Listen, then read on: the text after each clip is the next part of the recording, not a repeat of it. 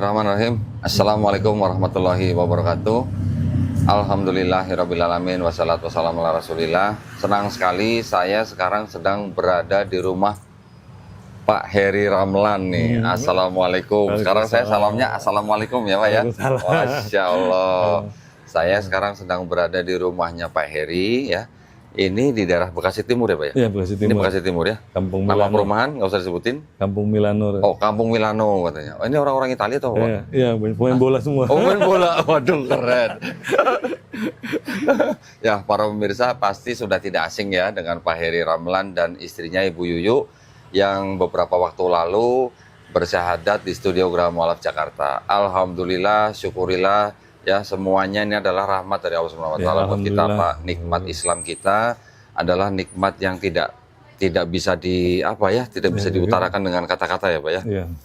Alhamdulillah sekarang saya nanti sebentar mau mengikuti acara syukuran, Pak. Oh, syukuran apa nih Pak Heri ini? Syukuran apa nih Pak? Ya, syukuran Allah sudah memberikan itu ya, Hidayah. jadi Masya jalan Allah.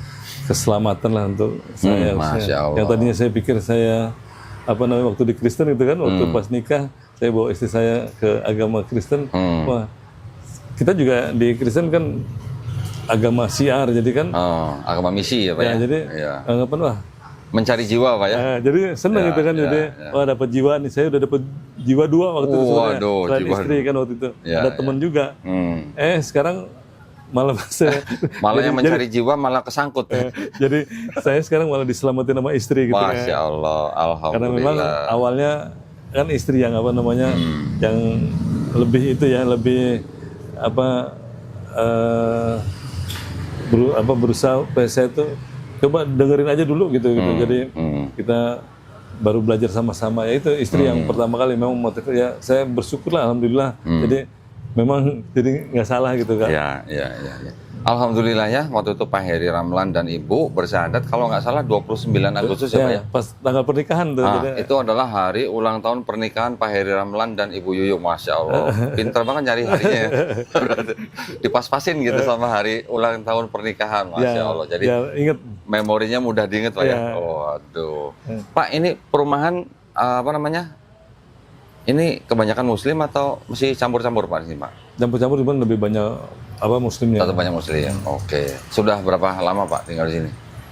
Kalau saya tuh kurang lebih ada 6 tahun. 6 tahunan ya di sini ya. Oke, alhamdulillah. Nah, ini kan dekat sekali nih dengan jalan raya nih Pak.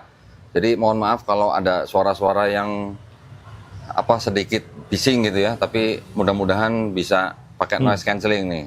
Nanti tanggung jawab editor gitu. Nah, ini sebelum kita mulai acara, Pak, pengen ngobrol-ngobrol.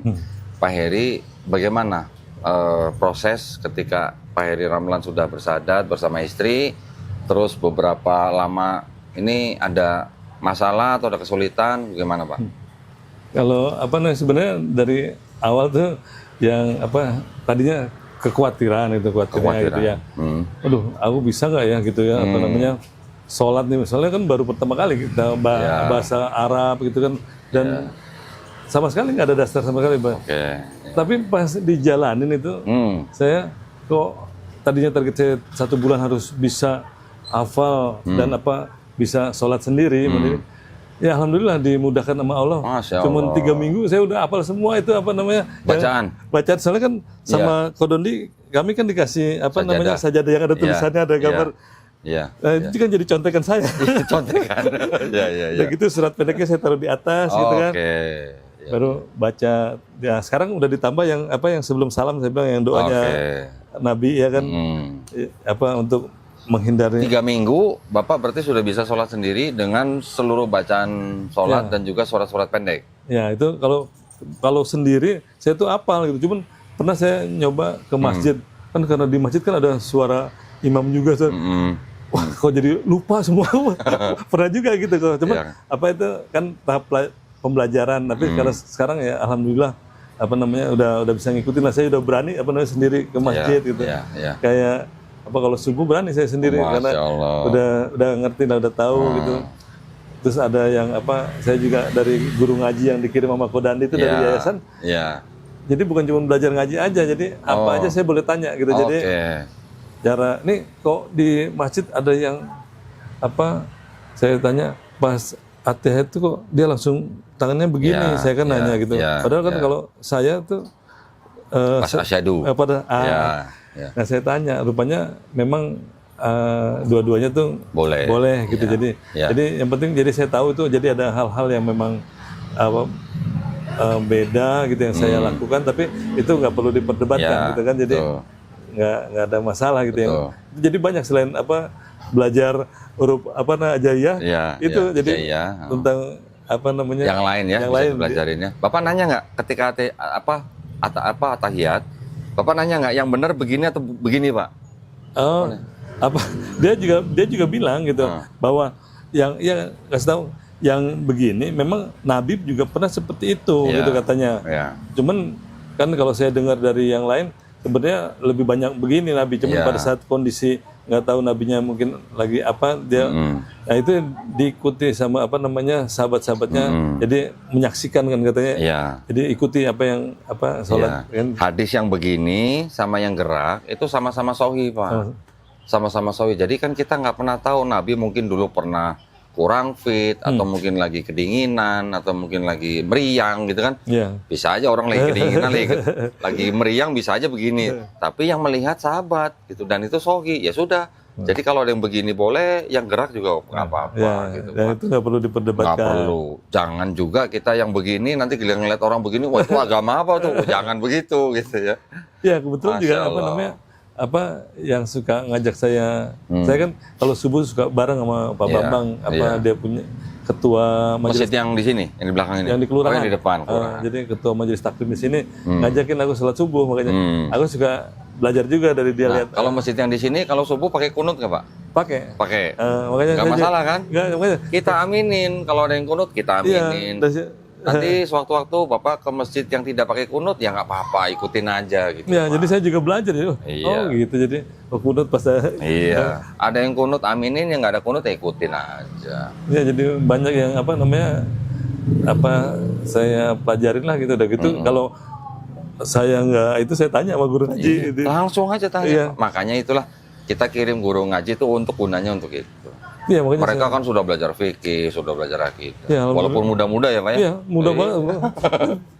Ilmunya ampun. Alhamdulillah ya. Tapi Pak, saya pengen mundur sedikit nih. Ketika begitu Bapak bersyahadat, dalam awal-awal nih Pak ya, mungkin minggu pertama gitulah. Itu tetangga-tetangga Bapak yang sudah lama kenal Pak Heri sebagai orang Kristen, gimana? Mereka taunya gimana dan reaksinya bagaimana, Pak? Kalau yang teman-teman yang di sini ya, apalagi Pak RT itu, Pak RT, gimana tuh Pak? Pas dia tahu aku udah syahadat, dia tuh ketawa sampai kayak nari-nari gitu, joget-joget. Dan gitu dia cerita Pak. Jadi taunya tuh orang jadi informasi dari Pak RT kalau saya udah terus yang sekretaris yang kita yang Kristen itu juga kan di sini ada kumpulan juga yang Kristen. Nah sekretarisnya juga tahunya dari Pak RT. Dari informasi dari tetangga Pak RT kan ada yang Kristen. Nah dia kasih tahu kalau aku tuh udah syahadat gitu. Makanya dia konfirmasi. Ya bilang ke rumah aja deh kita ngobrol. Aku bilang jadi nggak bilang bahwa memang saya sama istri udah syahadat, udah masuk Islam. Cuman saya kasih tahu alasannya gitu, karena kita kan pindah itu bukan ikut-ikutan, tapi kita belajar dari Alkitab sendiri bahwa Yesus itu bukan Tuhan, ya kan? Itu tetangga Bapak yang Kristen datang ke rumah ngobrol sama Pak Heri di sini. Wah saya nggak direkam ya Pak ya? Itu Bu Riana namanya kan ada. Oh iya. Jadi dia saya kasih gitu ayat-ayat firman-Nya. Cuman dia bilang ya memang dia dulu kan kita juga sempat sih waktu saya masih Kristen ngobrol, saya kasih kesaksian, dia bilang sayang gitu Pak Heri pindah Islam, padahal kesaksian Pak Heri itu justru menguatkan dia katanya waktu itu katanya. Nah, sekarang justru saya syahadat kan gitu. Jadi dia bilang coba pertanyaan-pertanyaan yang saya sampaikan ke dia mau apa namanya Cari tahu. kasih ke guru. Jadi ada dia punya apa istilahnya guru itu lah ya yang apa lebih mengerti gitu katanya dokter atau apa. Tapi sampai saat ini saya nggak ada jawaban itu padahal dia Sampai bilang, sekarang belum ada sekarang belum dikasih jawaban gitu karena Ya. dari pendeta saya yang lalu kan nggak bisa jawab kan gitu apa yang saya tanyakan gitu. Oh, jadi tetangga-tetangganya sudah tahu nih Pak ya? Kalau yang Waalaikumsalam. Waalaikumsalam. Ya Pak. Bu. Ada nih Ini tetangga juga nih Pak ya? itu jam 7:30. Tanggal 8. Ya Pak, Dondi Pak. Ya. Subscribers. Masya Allah. Ya, siap. Masya Masih ya Pak. subscriber. Saya nonton dari Masya Allah. terakhir nih Rizky ya. Oh, Ricky. Ricky yang mau sunat ya? Ricky. Udah sunat. Saya dari zamannya Mualaf Center Indonesia Yogyakarta. MCI. Oh, MCY. Ya. Oh, ya. Ko Steven. Ya, Step. Oh, bukan. Kalau Ko Steven itu bukan MCY, dia MCI. MCI. Mualaf Center Indonesia. Jogja ya, Pak? Ada cabang dia di Jogja. Ada cabang MCI, di Jogja juga ada MCY gitu. Mereka kerjasama lah gitu. Terus saya ketemu nonton lagi Bang Ipung. Oh, Ipung Atria. Ya, Ustadz Ipung. Ya, Ustadz Ipung. Ya. Dia di Malang. Kalau Ustadz Ipung. Ya kan gantiannya Ustadz yang meninggal tuh almarhum juga. Siapa? Oh, Ustadz Insan Moko Ginta almarhum. Ya. Iya. Ya, ini mau kemana nih? Mau keluar dulu. Nih. Siap. Ya. Pak Biar manilah, Haji. Bu. Udah mau hujan. Iya nih, mendung ini.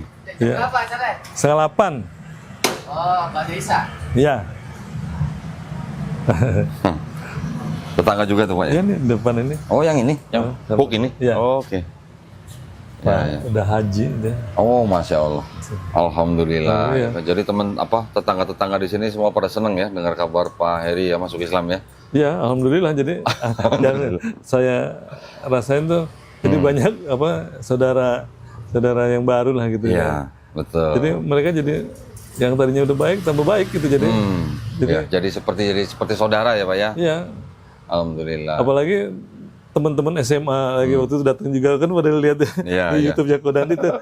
Jadi pada nggak percaya tuh bener gak? Oh gitu. Jadi, Pada konfirmasi iya, Pak Heri. konfirmasi. Oh. Aku juga nggak tahu tuh mereka mau kesini ya udah. Waduh, alhamdulillah. Terus kalau dari keluarga besar Pak Heri ada yang gimana reaksinya? Kalau awalnya sih ya pasti mereka juga bertanya gitu kok. Kok aku tuh bisa bisa Masuk Islam. masuk Islam gitu. Aku kasih ayatnya gitu kan. Tapi pertama tuh adik aku tuh yang perempuan, soalnya yang laki-laki juga ada kan yang tentara itu ya. Dia juga udah pelayanan gitu. Jadi Pendeta Pak? belum pendeta, cuman maksudnya Aktif ya? aktif lah di gereja gitu. Sama dia punya menantu kan aktif di gereja, singer gitu gitu. Pekerja lagi dia ada kerja lah di kantor gereja kalau nggak salah. Saya ingat waktu itu Pak Heri pernah WA ke saya kan, ada saudara Pak Heri yang pendeta, terus mau mempertemukan Pak Heri, saya dan Andre Tunggal. Iya. Betul Pak ya? Misat. Oh itu Misan. Misat. Apa? Bukan. Itu jadi saudara dari mami. Oh, oke. Sepupu berarti? Atau Ya gimana? kurang lebih tuh kayak dia panggil aku kakak. Jadi sepupu sepupu ya. Sepupu gitu ya? Terus dia kenal sama Andre Tunggal gitu? Dia bilang katanya kenal. Dia udah PS katanya pastor. Cuman pastor. saya pas denger ini pastor atau penyesat aku bilang. Andre Tunggal itu udah berapa kali saya ajak Pak. Ayo kita ngobrol, ngopi, di mana keamanan kita jamin, nggak usah takut.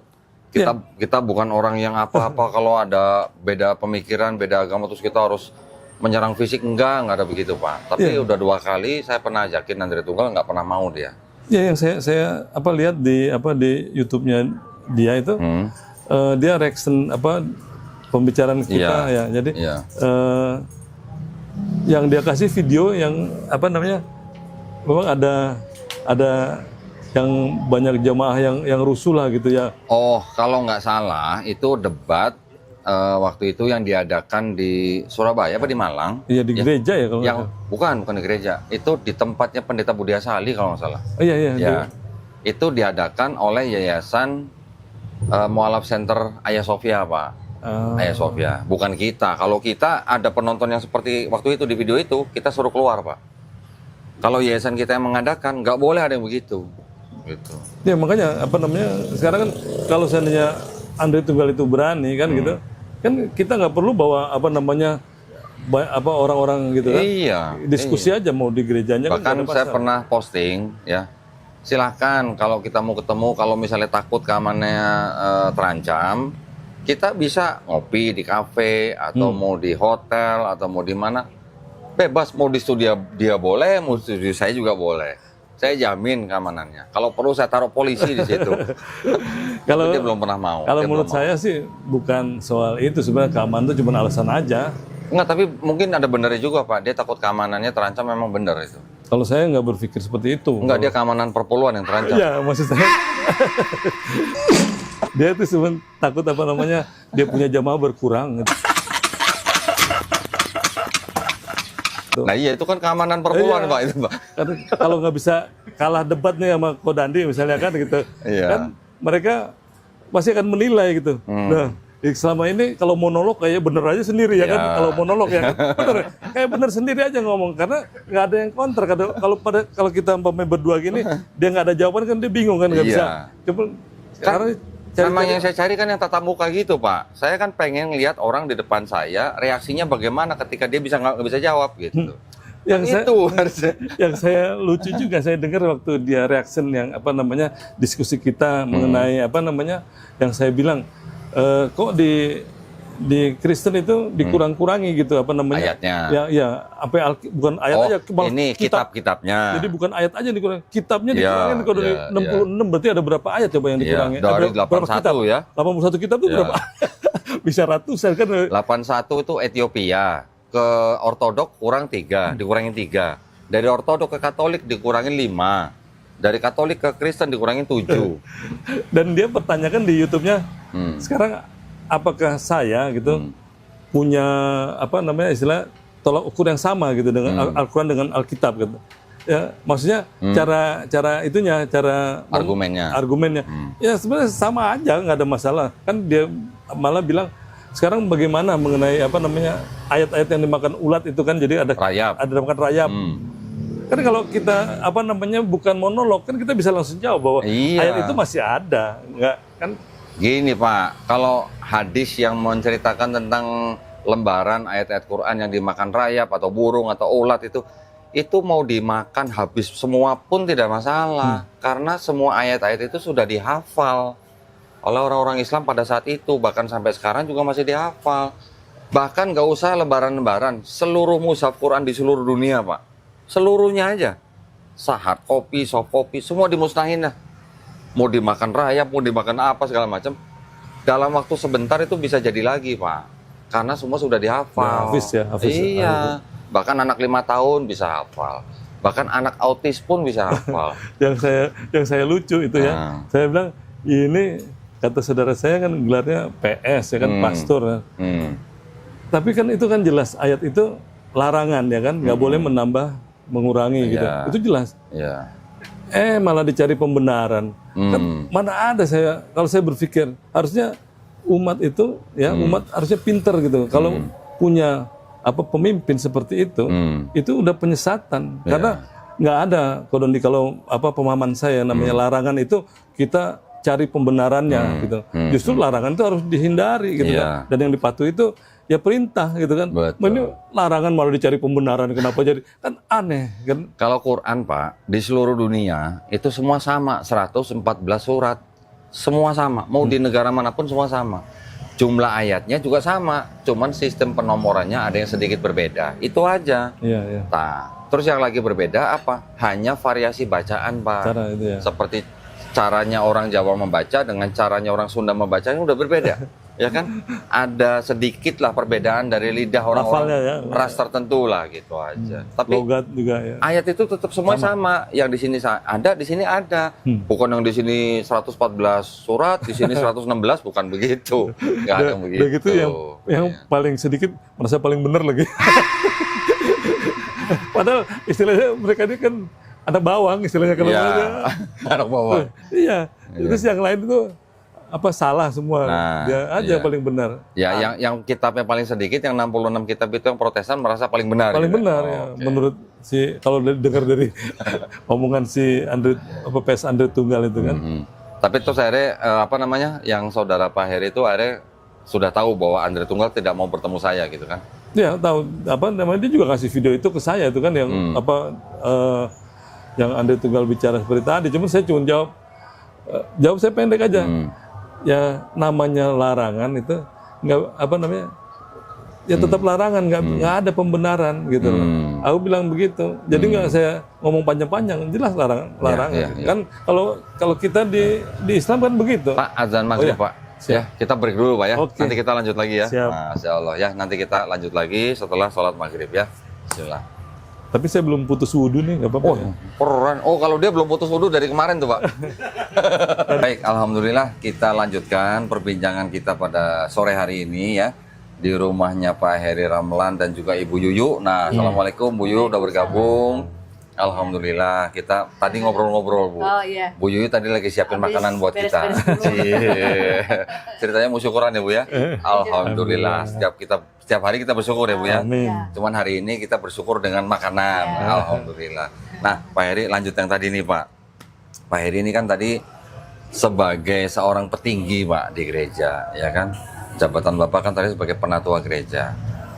Ketika Bapak menjemput hidayah itu, Bapak punya pikiran, waduh nanti gimana nih saya di sosial, di lingkungan, di saudara-saudara, di kalangan gereja, bagaimana? Itu ada pikiran seperti itu nggak Pak? Ya Awalnya pasti ada.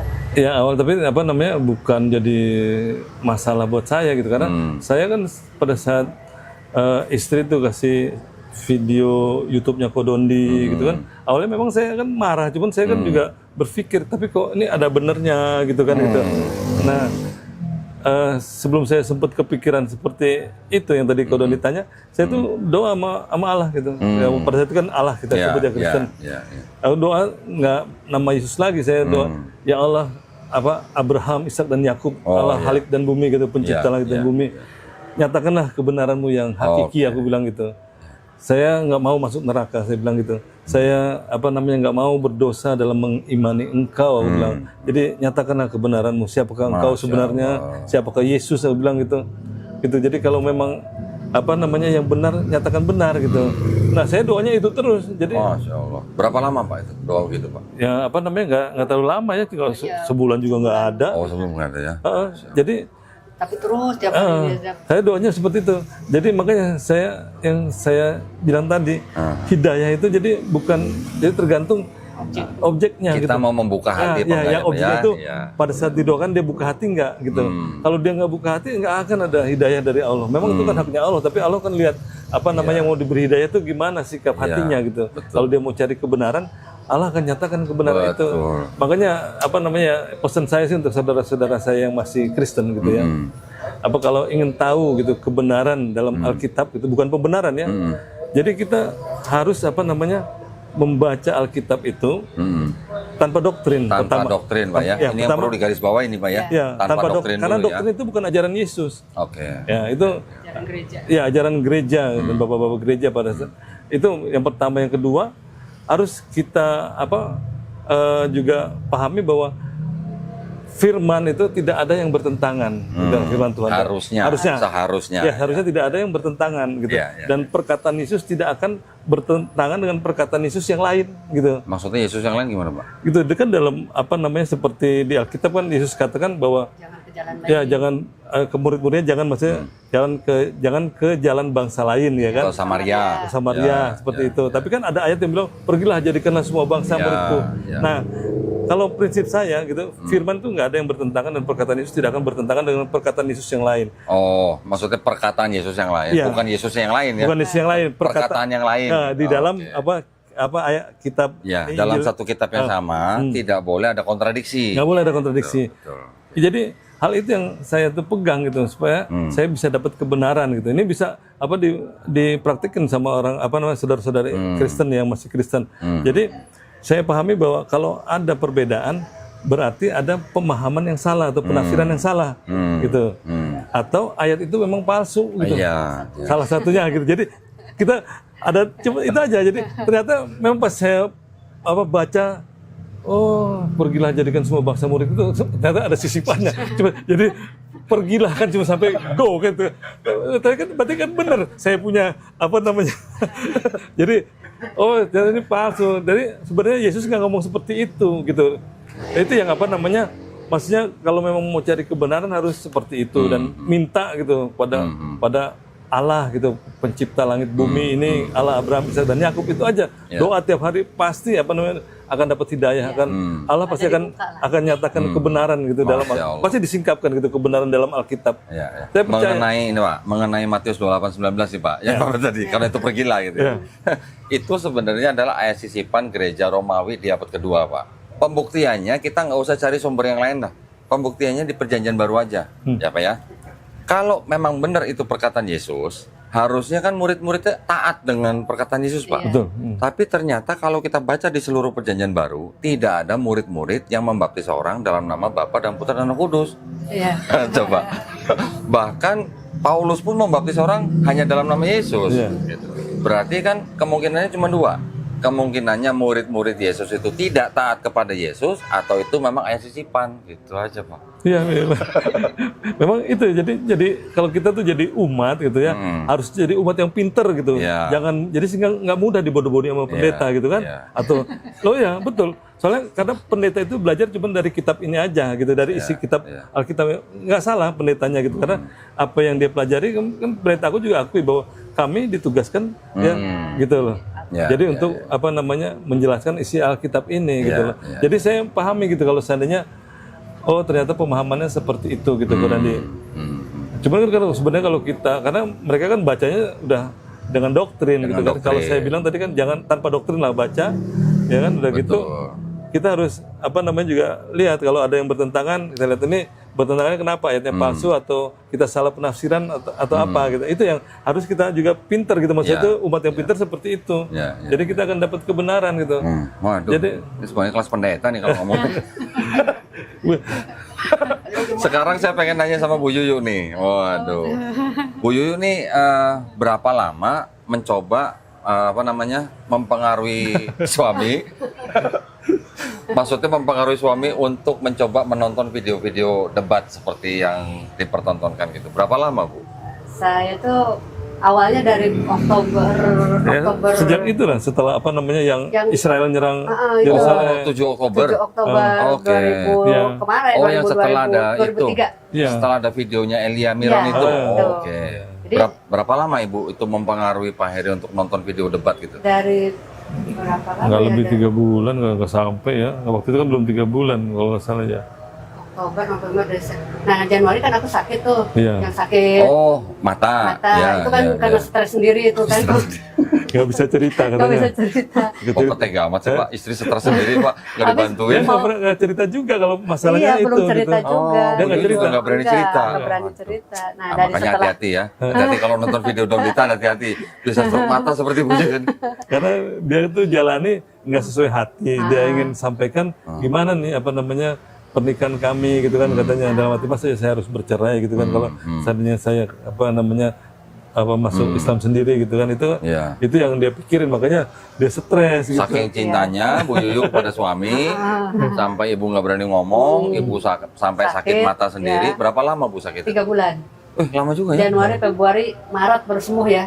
Lama juga Bu ya? 3 bulan? 3 bulan. Berobat ke rumah sakit mata itu? Iya, dokter saraf sama dokter mata. 3 bulan. 3 bulan. Akhirnya sembuh? Akhirnya alhamdulillah sembuh. Terus dari situ baru berani bicara gitu. Tapi saya itu loh yang diceritain sebelumnya. Jadi saya tuh bernazar aja baca Al-Quran gitu. Yang terjemahan? Yang terjemahannya dari Al-Fatihah. Dari handphone. Dari handphone, tapi terjemahannya terus sambil sedikit-sedikit masukin gitu Racunin kan. Ibu ya. Keracunin. Jadi Terus? akhirnya mau dengerin meskipun kadang-kadang sampai merem gitu kan. Ketiduran gitu. Pura-pura tidur nggak tahu apalah gitu. Oh, oke, pura-pura tidur ya Pak ya waktu itu Pak. Terus ketiduran jadi nggak denger.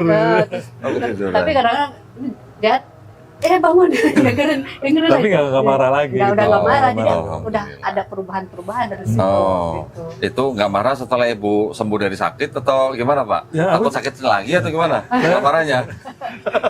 Ya saya juga nggak tahu gitu, pokoknya jadi berubah aja gitu, jadi Berubah. dan juga tadinya ini istri udah gini kan, saya juga orangnya kan nggak suka rame gitu, jadi Iya. udah kenapa sih kalau Tapi kan berarti Bapak waktu itu sadar bahwa istri Bapak sangat mencintai Pak Heri dong. ya, Gitu kalau itu dong. dari dulu lah. Oh dari dulu ya. Oh aduh. Ceritanya GR. Tapi Ibu waktu Ibu sakit, Ya. itu Ibu cerita bahwa Ibu sakit kenapa gitu. Enggak, Oh, enggak? cerita, Belum? enggak. Nah ceritanya sudah Setelah sembuh. Bukan, dia udah mulai berubah banyak. Oh Baru cerita, gitu. baru cerita. Tadinya udah nggak berani. Ya, setelah mau ke Kodondi Udah gitu. mau ke Kodoni baru Iya, cerita. baru cerita. Oh gitu. Waduh, berarti nyimpen Berarti lama rahasia gitu. juga ya Bu Yuyu Iya, ya. Lama Waduh. itu sampai bulan apa ya? Iya kan itu Agustus, terakhir kan berarti Agustus lah. Juli ya Bu ya. Iya Juli, Kan kita Ibu sembuh sakit Maret. Maret, Ya, Ibu kan April, kemarin Mei, datang ke studio Agustus ya. mulai Juni lah. Oh, Juni. Mulai ini iya gitu. Oh. Soalnya udah mulai kelihatan perubahannya banyak gitu. Oh gitu.